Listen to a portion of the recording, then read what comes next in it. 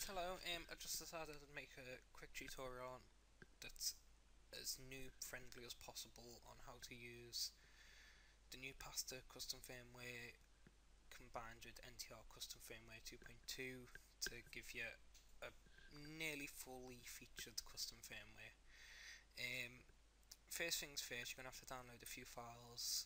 You're going to need Pasta custom firmware, some sort of CIA installer, which I'm going to be using FBI, NTR custom firmware 2.2, and the ninjhax.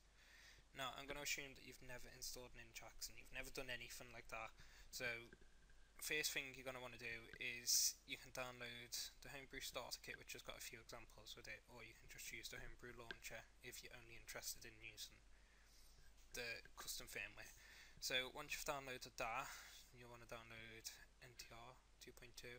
This only works on the new 3DS. Pasta custom firmware will work on the old 3DS, but seeing as I'm trying to make a tutorial that is for using NTR custom firmware, I'm not going to cover anything to do with the old 3DS, but I'm sure someone else will make a guide on it. It's not really that complicated.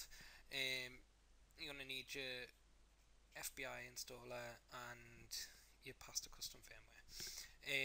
So once you've got all those, you'll want to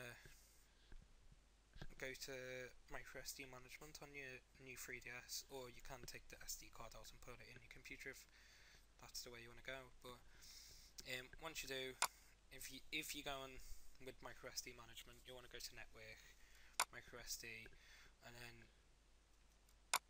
you'll want to start putting these on in the correct places. So first of all, you'll want to copy the FBI folder with this. This is for ninjhax. So you copy that one over, and then you'll also want to copy the CIA file to the root of your SD card. So copy that over. Once that's done, you want to get ninjhax, and you'll want to copy the boot.3dsx and the 3ds folder into the root again, and just pick yes to all that.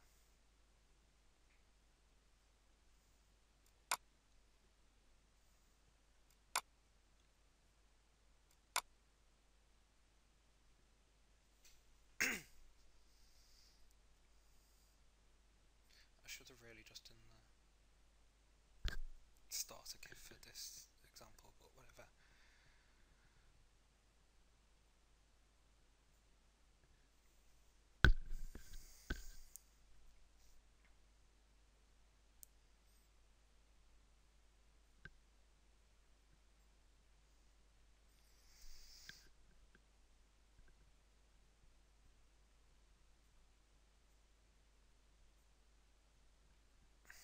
This isn't going very fast, is it?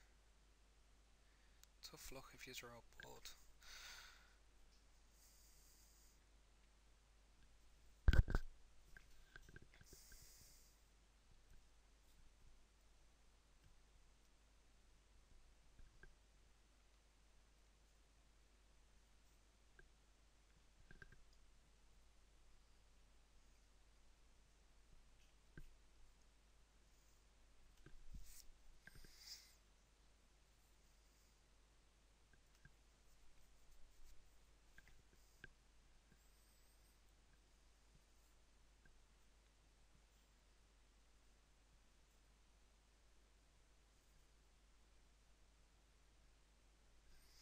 Okay, now you want to copy the ntr.bin file onto the root of the SD card again.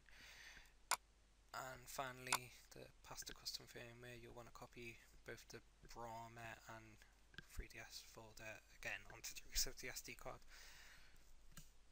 This is most of the setup done now. You will also want a copy of Cubic Ninja in CIA format, which you can copy onto the SD card too. This will allow you to not have to keep switching between the two on your retail cartridge. Once you've done all that, you'll now want to go over to the 3DS and continue from there. Okay, so once you've copied all the files onto your SD card, you want to insert Cubic Ninja.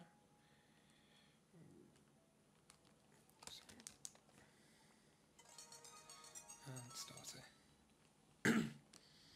Now, as I mentioned, this is going to be a very beginner-friendly tutorial, so there might be stuff that annoys you because it's too simple, but you know, it's for beginners. Right, so from here, I'm going to go to create and QR code, and then scan QR code. So then you want to go back to the ninjhax website and select what firmware your 3DS is on. So, and it'll give you a QR code to scan on Cubic Ninja. So you just use Cubic Ninja to scan the QR code, and eventually you'll get a back screen saying, do you want to install the exploit? Pick OK or pick yes. Then first thing you want to do is go to Brahma, pick load online payload, AA, then go down to run online payload, and on the top screen you want to pick new 3DS and press start.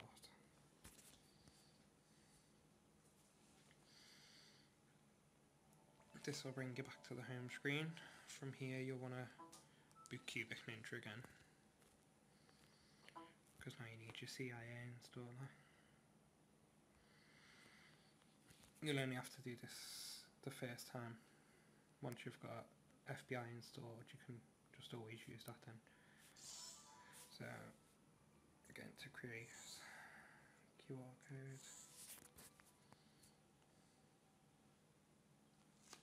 you won't have to scan it this time, it'll just go straight to Homebrew Launcher. So this time choose FBI, and from here you can install your CIA files. First one you want to install is FBI, so then in future you don't have to go to the Homebrew channel to install CIA files. So you can install FBI, any other Homebrew you want, or you know the obvious choice, which is ROMs. But basically for me, you can just install FBI if you want and then continue back to the home screen. But for now, another thing you want to install is a CIA version of Cubic Ninja. This will let you boot into NTR without having to keep wiping your save and starting again. So once you've finished installing everything you want, the two main ones will be Cubic Ninja and FBI.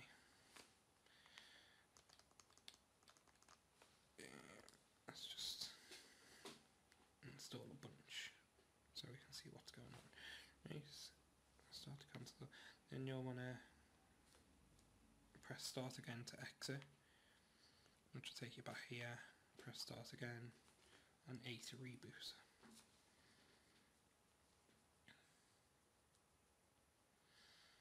Now your 3DS will restart. And now Cubic Ninja again.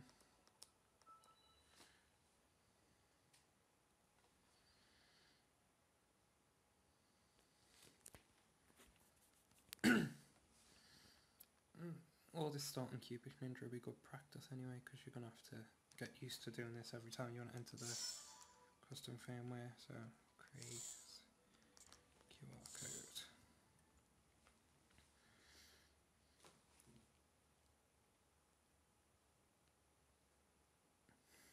And Brahma again.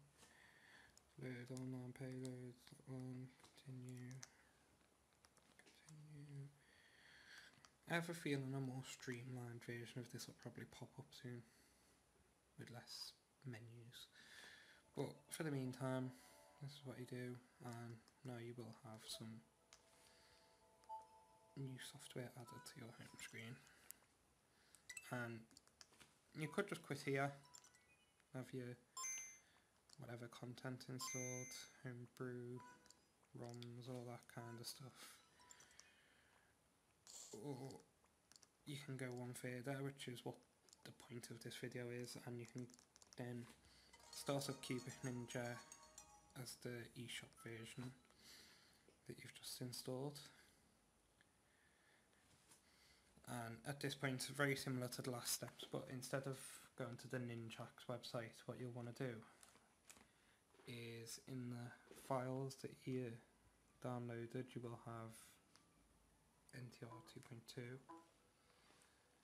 and with that comes 2 QR codes. You'll want to open the version that applies to your console. So on the CIA version, you'll now pick QR code, scan QR code, and you only have to do this the first time as well. Next time it'll just take you straight there.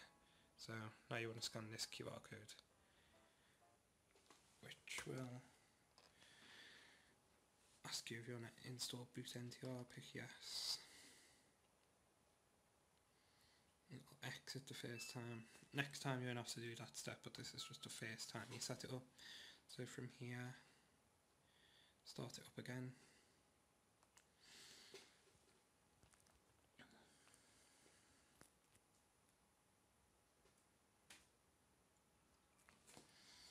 Same deal as before.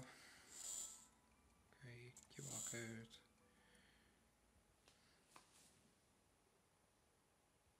And this time it'll come up with a little loading bar. Little counting.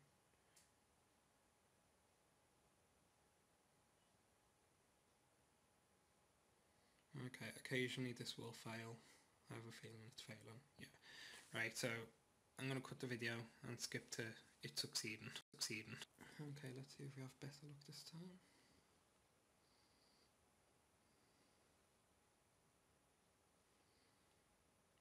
It is pretty rare for it to crash, but it does happen. If it does, just reboot and start again.